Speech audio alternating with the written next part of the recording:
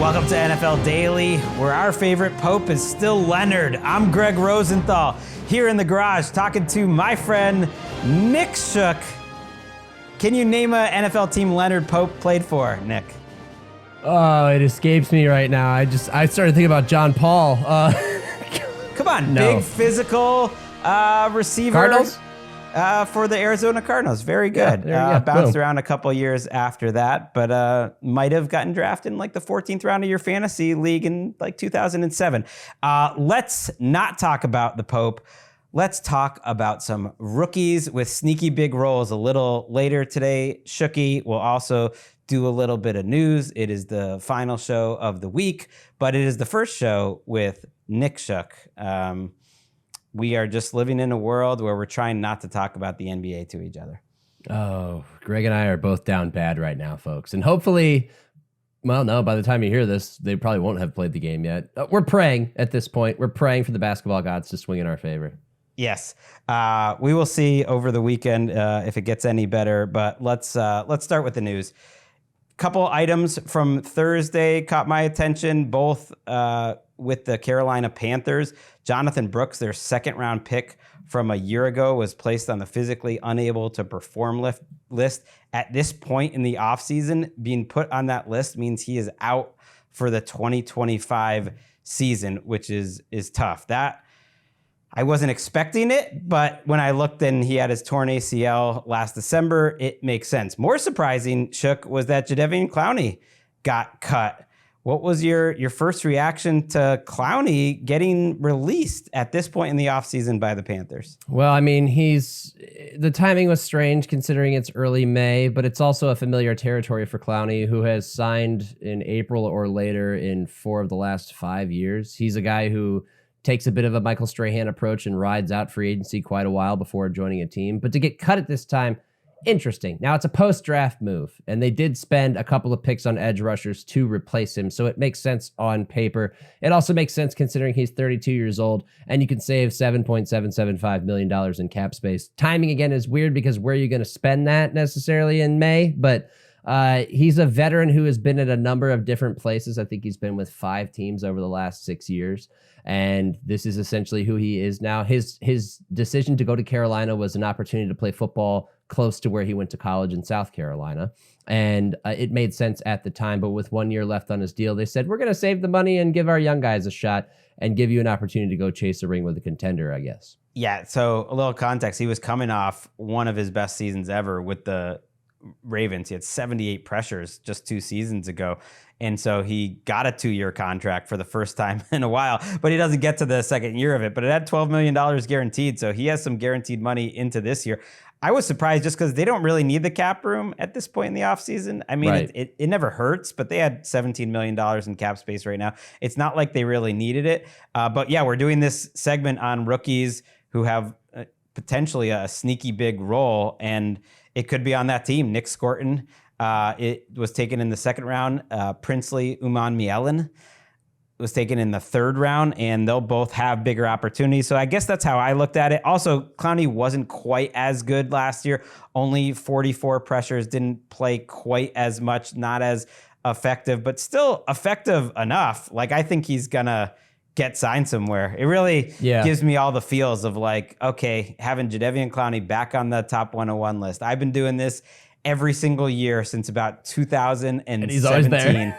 And he's back. Yeah, the number, he will now, assuming he gets signed, 7 teams in 8 years, I believe it's going to be. I put him at number 84. I felt like I'm always very high on Clowney, but at this point in the offseason, like there's a reason they're cutting him. I think he can help you as a situational pass rusher, but you know, let's 5.5 sacks last year, but you were right about the pressures. They dropped off, and it doesn't quite fit where Carolina is headed, but it would fit for a contender who needs an edge rusher. And I can think of one that calls Michigan their home as one who might be able to use a veteran who could come in a rotational role, especially as the Lions wait for Aiden Hutchinson to return from that leg injury. Yeah, I immediately think of, you know, where did it go well for him in the past? And Baltimore, I think, could still use an edge. They didn't really address that position in the draft, so it wouldn't surprise me if he landed back with the Ravens. Or just because they're both named Harbaugh, like the Chargers could add another edge rusher. They're okay at that position, but I think, I don't know, he might get a good reference and end up there. The Brooks news, once you looked at the roster and thought about it, like, I guess I should have seen that coming. They signed Chuba Hubbard to a long-term deal. They picked up Rico Dowdle, and they also drafted Trevor Etienne, Travis's brother, in the 4th round. But as much as it's bad luck that he tore his ACL again in December, it was terrible process by Dan Morgan in his very first draft with the Panthers to trade up to draft a kid coming off a really serious torn ACL that was already expected to miss half of last season. He gave up 2 extra picks to move up 6 spots for an injured running back. That is the definition of bad process. And so I know it didn't work out for them, and you really feel for the person, Jonathon Brooks. But also, it was a terrible, on paper, first draft class for Dan Morgan, with which this being, the biggest problem. Yeah, it makes me think back to, God, this was probably 12, 13 years ago when the Browns spent a pick on Tennessee running back Montario Hardesty, who had a history of knee injuries and never did anything at the NFL level because of those past knee injuries. Hopefully it turns out better for Brooks. But when you're going for upside like that, you don't give up that amount of capital when the red flag on the medical is already there. Wait for him to come to you 6 picks and live with the fact that you could take him later because, oh, by the way, you can do things like find Chuba Hubbard for cheap in free agency, find Rico Dowdle for cheap in free agency, draft Trevor Etienne in the 4th round, who's probably going to be like a useful NFL player. You don't need to extend yourself. And yeah, the rest of that first Dan Morgan draft class, by the way, Xavier Legette, 1st round pick. We'll see. I'm not ready to have much of a determination on him, but Trevin Wallace in the 3rd round, Jatavian Sanders, a tight end in the 4th round. We'll see. Didn't get any production out of like Sanders. 3 picks. I like Sanders too, actually. We'll see, though. But that's, on paper, not a great-looking draft class so far. Tyreek Hill had another surgery, and our guy Tom Pelissero immediately said, this was always in the plans. Don't worry. Tyreek Hill, like, on the operating table. I don't know. His second wrist surgery of the offseason, it doesn't change his timeline reportedly. Even assuming that that's all true, it just highlights the weird situation. I dove into his contract, Nick. He's guaranteed $27 million this year based on the contract that they signed just a year ago for some reason. They can save $36 million next year by cutting or trading him with not a ton of dead money. He is due $51 million on the cap next year. It really sets up a tricky situation where this seems almost clearly like it's going to be Tyreek Hill's last season in Miami. Yeah, unless you get into like the area of restructure, but they've already got void years tacked on beyond next season, so It gets even more complicated. So yeah, it certainly feels like that. It's a weird time in Miami right now. I mean, we think about the Jalen Ramsey situation, and they feel like a team in flux with all of these household names being, holding uncertain futures. And not having Tyreek at your disposal, it's not guaranteed. I mean, 2 wrist surgeries makes you a little concerned, but it just lowers the ceiling on what you expect from them after they've fallen short of expectations over the last few years. So not the best time in Miami right now. Yeah, I don't love a situation like that where you kind of know going into it might be his last year there without knowing how their season's going to go. Like, he could be a potential trade candidate during the season for a potential contender if it's not going well. They also, and I'm Dolphins fans, don't get mad, I'm always higher on consensus on you guys than other people. And I wouldn't be surprised if they win 9 or 10 games or whatever. That's a possible outcome. But they're like a sneaky candidate to have a top 5 pick next year. Blow it up. Yeah. The big blow it up vibes coming. It could just go like really wrong. I don't think that's going to happen for my guy, Travis Hunter. He's my guy. He's everyone's guy. He's America's guy. I just wanted to shout out Travis Hunter for getting his diploma from the University of Colorado on Thursday. I think he's even missed a little bit of time over in Jacksonville finishing that up. And I didn't know this. He was an academic All-American the last 2 years at Colorado. What can't this man do, Nick Shook? I don't think I got your opinions on the trade down, but it's just another reminder. What were they doing trading out of it? I know you shouldn't be drafting him because he was academic All-American. I just mean, it actually does mean something to me that he just seems like a culture changer in addition to all of his talent. And so that graduation today just reminded me of it. And reminded me, I don't think I had your take on whether you were pissed that the Browns traded out or not. Yeah, it's not that often that a star gets to the NFL and appears built to handle the spotlight and be a culture changer, like you said. They're pretty rare. They're few and far between. But As it pertains to where the Browns were when they made that decision, I thought it was a wise move because they are not a Ugh. franchise that is equipped to maximize his talents. They don't have a quarterback to throw to him, number one. They don't have the biggest need at corner to deploy him there and then mix him in on offense. It just seemed like a reach, like they were buying too big of a house. You bought a 5-bedroom house when it's just you and your wife. You don't have kids yet. You don't even know if kids are in the yourself plans. that bet on yourself that you're going to get better jobs. You're going to earn that money. But how eventually. many kids are you going to have? Is one of these rooms an office? Is one of them is a playroom for the kids? What about the finished basement? You can't fill this house with enough stuff. That's where the Browns were. So I thought what they got back in return was a nice little starter home. It was with fine. room for It was expansion. I fine. like the package they got. I think you got a throwaway process every once in a while to make an evaluation. And what I would say with they don't have a quarterback thing is like, you're drafting Travis Hunter with the idea of him going to Canton and being one of the best players in Browns history. And maybe they just didn't believe he wasn't going to be that. They didn't believe the evaluation. The comp for him was Odell going into the draft, right? And what did they do with Odell? Now Odell got hurt, but they had instability elsewhere and they never maximized that. So I was fine with it. Well, if you're starting at that point, it's just sad. If you're like, It's well, a we're never going to be pessimistic good. town. We're never going to have a quarterback. We're going to ruin anything good. We might as well not even have him. We'll be tracking this on NFL Daily, how Nick Shook feels about the Travis Hunter meter. you might be right in the long run. Maybe I'll be wrong. Let's talk about some rookies with sneaky big roles. And we can just go back and forth. I just thought this would be an interesting exercise because we talked a lot, obviously, after the draft about how teams look differently. But I wanted to highlight guys that I think are going to be particularly important. Actually, while we're just on the Browns, I like having a good flow of the show.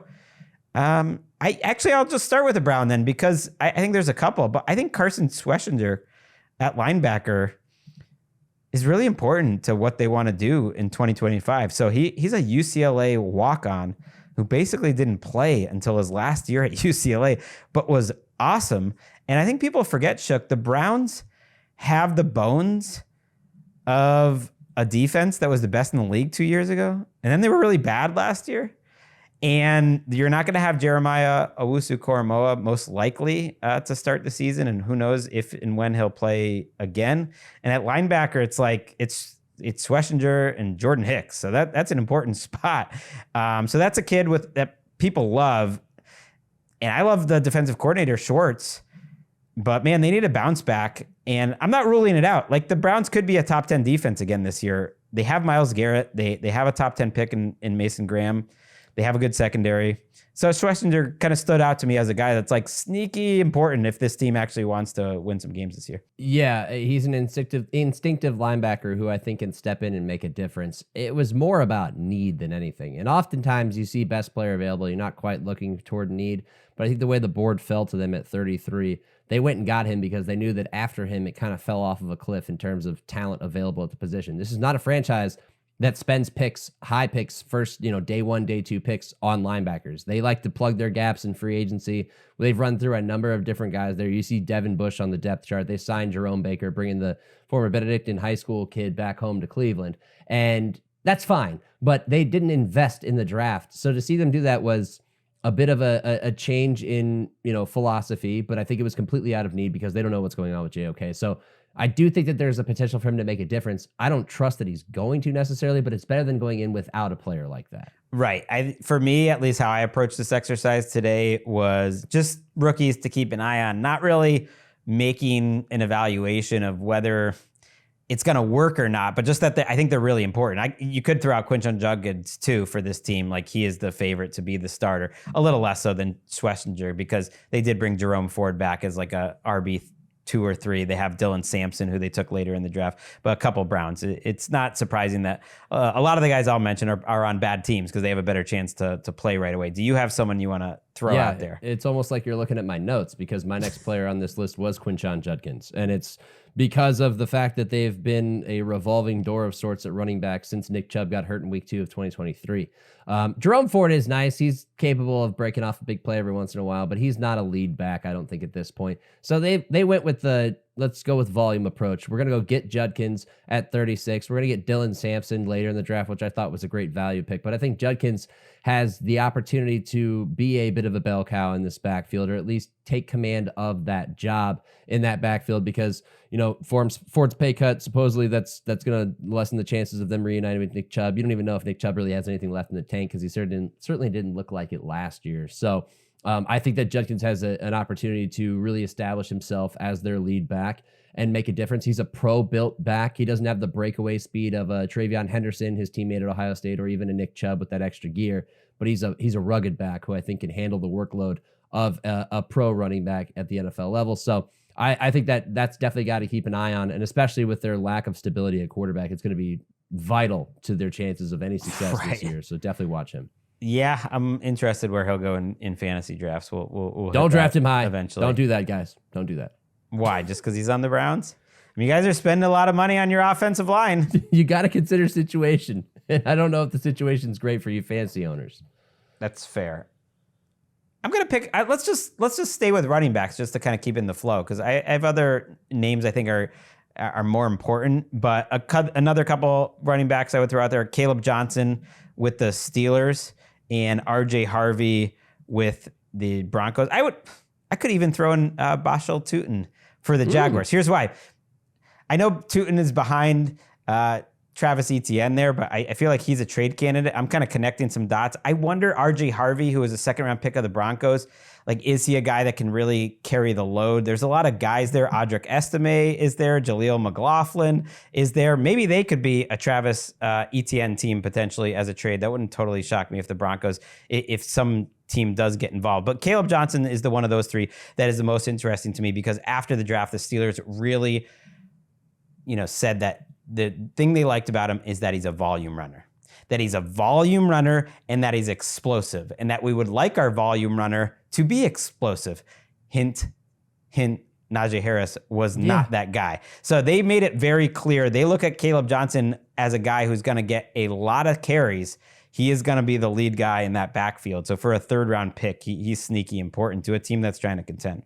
That is so unfair to Najee Harris, because they ran him behind a terrible offensive line his first 2 years and gave him volume. He was a volume runner, and he had nowhere to go. He's throwing guys off him. He's got nowhere to go. Yeah, I like that fit there. He's a classic Steelers running back in the identity that they want to have in the backfield, which is rugged guys with explosive abilities, and I think he's going to pair really well with Jalen Warren. So I like that pick. But when you go back over to the Broncos and you look at their backfield situation, nothing screams committee backfield to me more than the Broncos. They have three guys with different skill sets. You have McLaughlin, who kind of feels like a bit of a water bug running back. You got Harvey. You got Estime, who is a classic throwback power back. You even got Tyler Bidet back there. Like that, this is a group that is a strength in numbers group that they're all just going to attack with their different skills.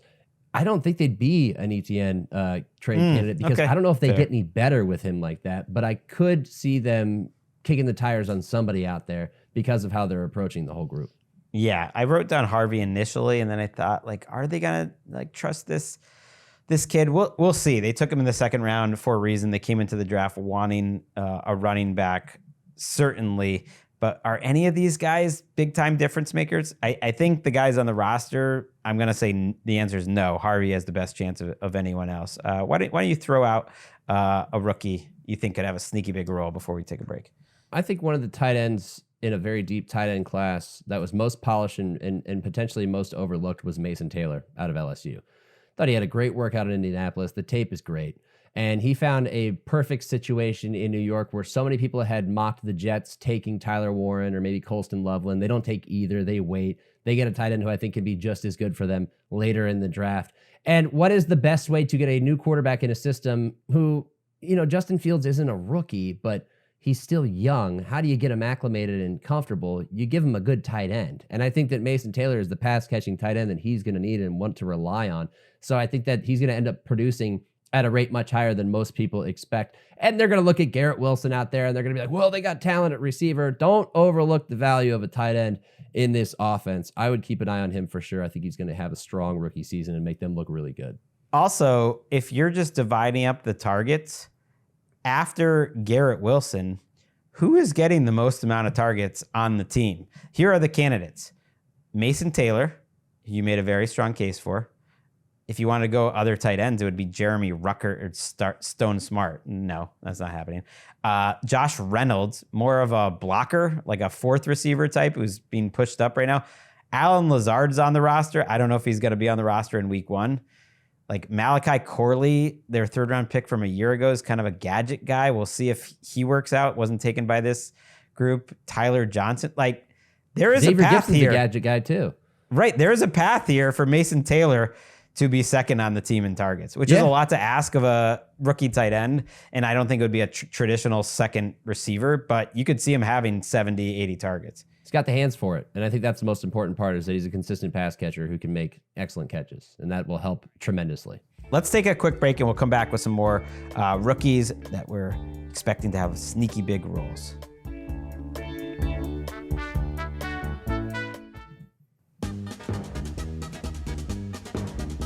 Back on NFL Daily with one of the foremost draft minds in the game, NFL.com's own Nick Shook. Why are you making a face? I mean, you're the one at the combine, all there. Yeah, you're the one they trust. I was ready to make a bald joke, so that works instead.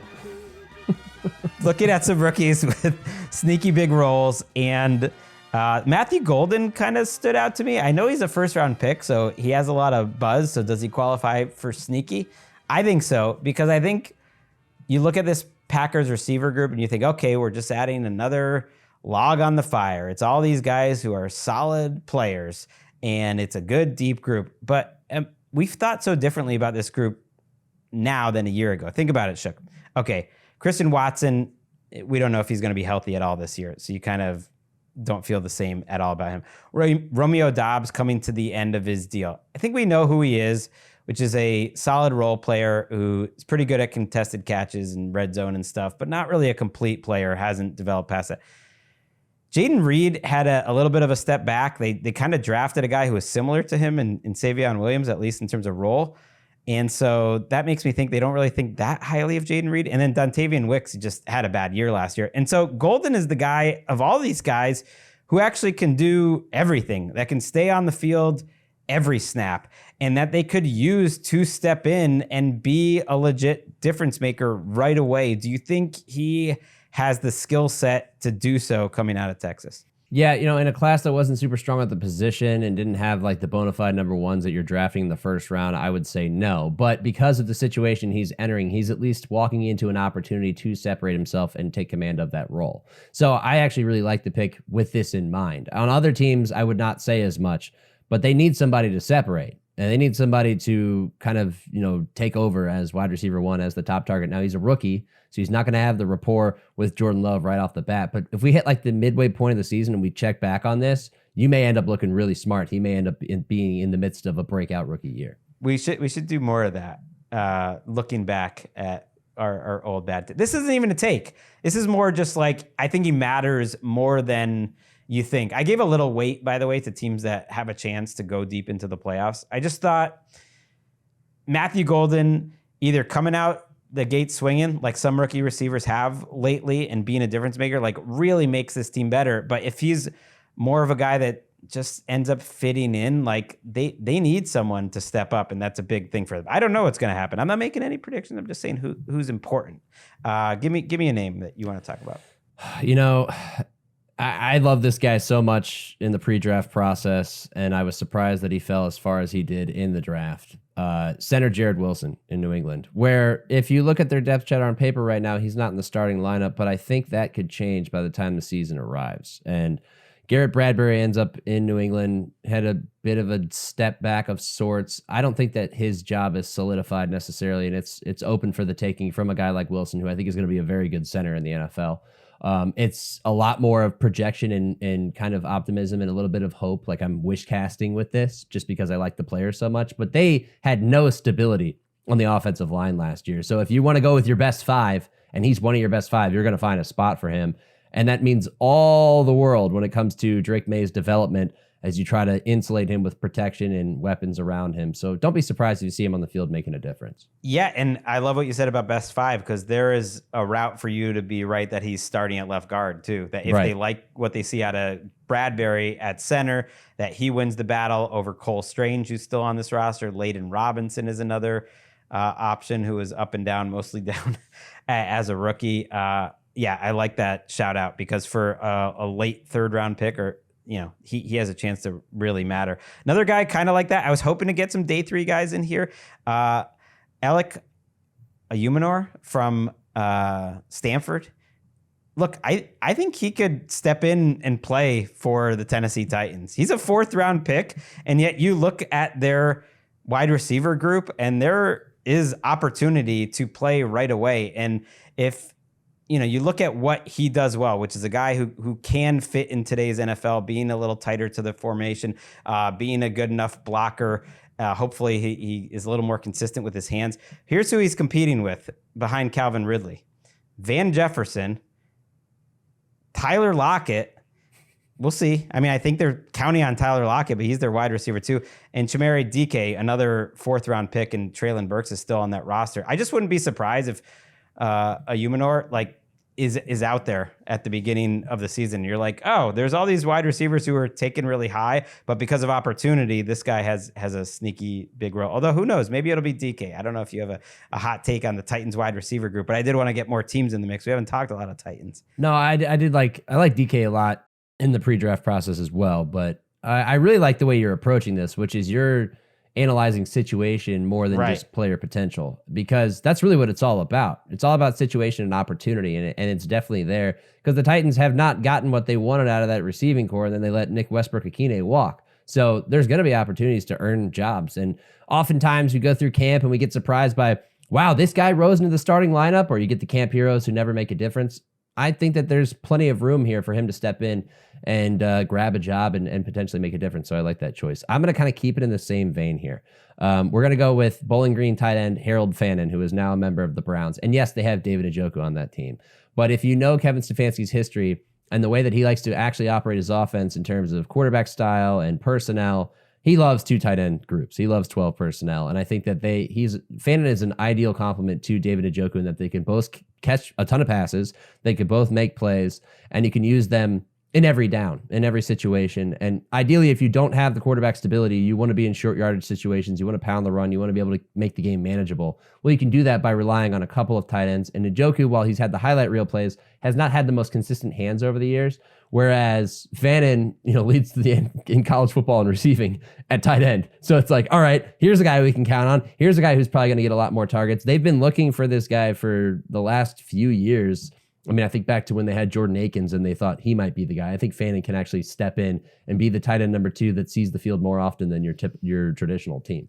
I'm so fascinated to see how he translates at the NFL level. Just a really unique. He's got a lot player. of Isaiah Likely in him. That's what I saw when I watched him run. I was like, that's Isaiah Likely out there. It's funny that I didn't even think to write down Shadur Sanders. That's a layup. He is a 5th round pick that everyone is talking about that has a chance to start. I think people are a little over their skis there. I'm like, I think the 5th round pick part is more important than the Shadur Sanders part. Let me tell you something, Greg, real quick. Just a little anecdote living in Cleveland.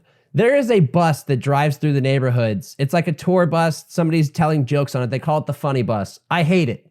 I've been roasted by the funny bus walking downtown before, okay? I've been put on the spot by the funny bus. I hate it when it drives by. But it drove by the other day when I happened to be out and about. And this guy leans out, and it's just an old school bus that's repainted, leans out the window and just goes, Shador, Shador, Shador, like doing the wrist celebration. So I turned around and did it back to him. And he got all fired up. That's where this city is right now. They're desperate for hope. Does he know that you're like Nick Shook, an NFL guy? No. Just Shadur excitement. Yep. Man. That's where we are. I guess it's good then. Maybe there's less pressure on him as a 5th round pick than normal. I mean, what can you there's pressure. It's just he's not a 1st round pick, so the risk is less. I'm going to talk Xavier Watts. So he's a 3rd round safety taken by the Falcons, but when I was going through the list of depth charts and stuff, like he has a great chance to start week 1. And then you listen to them, the way they talked about Xavier Watts after the draft, calling him, just saying like he's a stud and like really going over the top on how he's everything that they're looking for in a safety. I think they have primed the pump for him to start day 1. They have a couple of veterans there like Jordan Fuller, who's bounced around the league a little bit, but that's an interesting spot there right next to Jesse Bates. It's a good spot to be as a rookie. It's a decent secondary there with AJ Terrell, like a little top heavy, but you have D Alford as a nickelback. But Xavier Watts, who had a lot of fans at Notre Dame and was like defensive player of the year in college football 2 years ago. There's one name and one team where like I think he's going to matter for a team that's trying to make the playoffs this year. Yeah, I think you're going to see a lot of 3 safety packages with this defense at some point just to get guys like him on the field. And Notre Dame's strength last year was their defense, and he was a huge reason why. I was shocked that he fell that far overall into the 3rd round. I thought it was a great value pick for them as well. And he's a player that you see him play, and you're just like, yeah, I see how that translates to the next level. I've seen safeties like him before make a difference, and I think he's going to make a difference for them for sure. And I think, again, it's a situation thing where they're going to have to find a way to fit him on the field, but he's going to be on the field. That gets me thinking about their biggest rivals. I mean, we should mention Tyler Shuck. Maybe it's not sneaky. The Derek Carr situation is just percolating down there and not getting a lot of national attention. No idea if he's ever going to play for the Saints again. No idea what's happening with this injury situation. But here's Tyler Shuck, the 40th pick in the draft. And I don't think they have odds for this anywhere. Maybe they do. But if I was betting, I would say he is their week 1 starter. Yeah. Bounced around from Louisville. Yeah. I'm sticking with that. Like, certainly I think he would beat out Spencer Rattler because he's their guy, Tyler Shuck, as long as he stays healthy. And I just don't know what's happening with Derek Carr. So there's a guy who's going to have a big role starting quarterback. Yeah, he was on my list, and I didn't want to go with him just because he was, like you said, it was like not sneaky, but I totally agree. And it's an interesting examination of how we regard quarterbacks in college who transfer a lot, because Bo Nix transferred from Auburn, where he played a ton, to Oregon. And Dylan Gabriel's been at 3 schools. And some guys, Michael Penix, another one where you're like, this guy's got a ton of playing experience. He's built for the pro game. Well, Tyler Shuck's been in college forever. And we're not regarding him in the same fashion. He can rewrite or change the course of that narrative by coming in and playing quickly. And I think that there's a good chance because of the reasons that you just listed. The fact he got taken as high as he did and at the age he is, people are kind of over the age thing. He's what, 26? The difference between him, of course, and Nick specifically, but Penix is the same way. It's just he hasn't played that much. He's been at a lot of schools, but he hasn't actually played that much because of the injuries. So that's a big time. Okay, you don't think that's that sneaky? What's your like cool hipster sneaky pick then?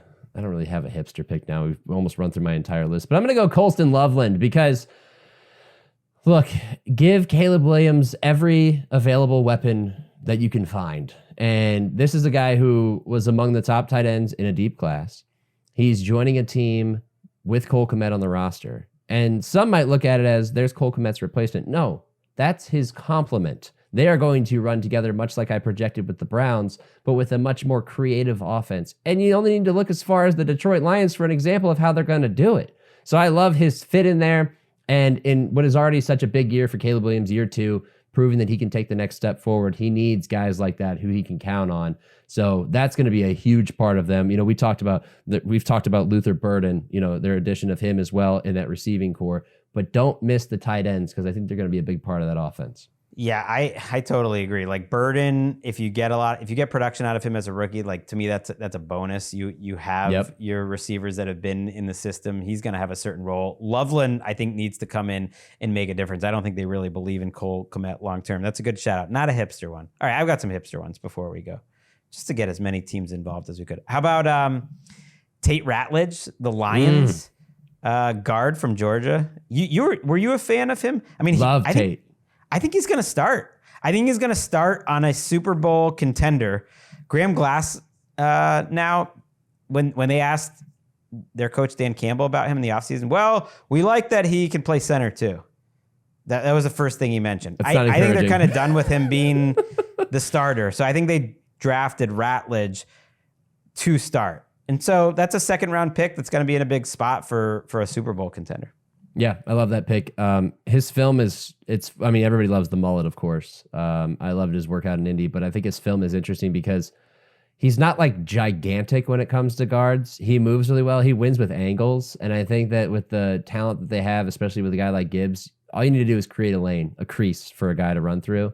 And so I totally agree. I think he was one of the better interior offensive linemen. I don't know if we talked about him in a pre-draft show, but he was definitely on my my list or my board. You like the Georgia guys, I feel like, more than consensus in general. And you know what? They ended up going pretty high, at least the guards. The Bengals also took, what is his name? Dylan Fairchild. Yeah. Speaking of the Bengals, like, he could be on that. He could be on this list too. Like, they might start him.